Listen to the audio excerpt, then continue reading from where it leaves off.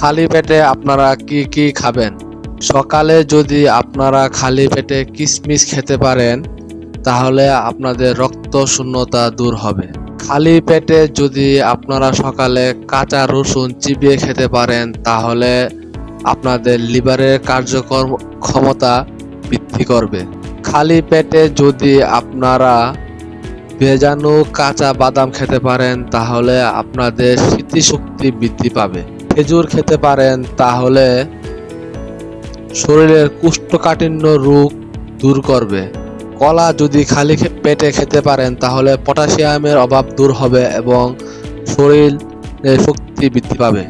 খালি পেটে যদি আমলকি অ্যালোভেরা খেতে পারেন জুস বানিয়ে তাহলে ত্বক উজ্জ্বল হবে এবং চুল পড়া কমে যাবে এবং চুলের গুঁড়ি মজবুত হবে। খালি পেটে যদি লেবুর রস দিয়ে গরম পানি খেতে পারেন তাহলে শরীরের বিষাক্ত জীবাণুগুলো বের করে দেবে এবং হজম শক্তি বৃদ্ধি করবে।